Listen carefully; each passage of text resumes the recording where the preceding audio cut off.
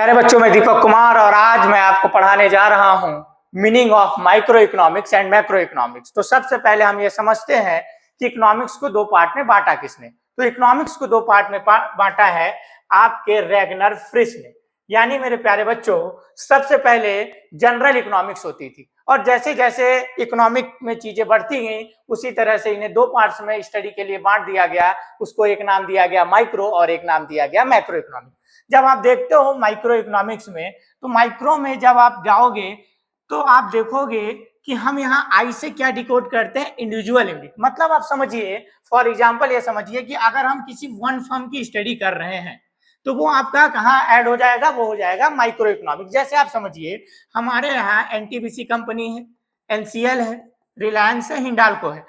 मेरे प्यारे बच्चों, जो मान लीजिए कि हम केवल एनटीपीसी के अर्निंग की और रेवेन्यू की स्टडी कर रहे हैं तो वो केवल क्या हो जाएगा, माइक्रो इकोनॉमिक्स में। क्यों? क्योंकि हम यहाँ पर केवल वन इंडस्ट्री की स्टडी कर रहे हैं।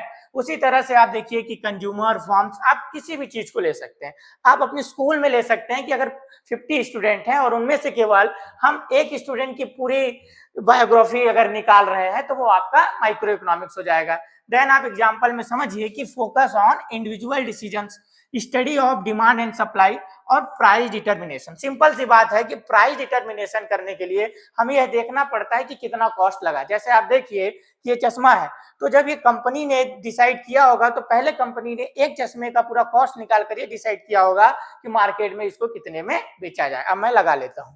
अगला देखिए, मतलब आप समझिए price of a single product in the market. Second है मैक्रो इकोनॉमिक्स। जब हम मैक्रो इकोनॉमिक्स देखते हैं तो मैक्रो इकोनॉमिक्स में आप सिंपल है कि ए को बाहर निकाल दीजिए। जब ये बाहर निकालते हैं तो समझ में आता है भैया ये किसके लेता है, एग्रीगेट यानी टोटल के कॉन्सेप्ट को लेता है।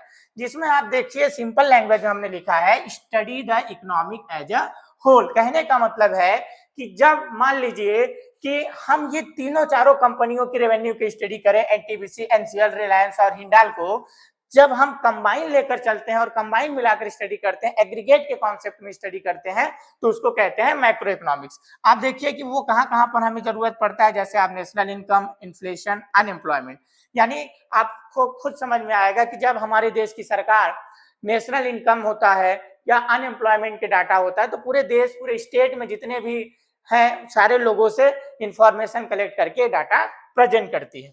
देन आप देखिए overall economic growth of country. तो हमने आज इजी लैंग्वेज में समझा कि माइक्रो और मैक्रो इकोनॉमिक्स क्या है। अब हम आपको नेक्स्ट क्लास में समझाएंगे positive economics and normative economics. और इसी तरह चैनल में बने रहें। चैनल को सब्सक्राइब करें, लाइक करें और अधिक से अधिक लोगों को शेयर करें।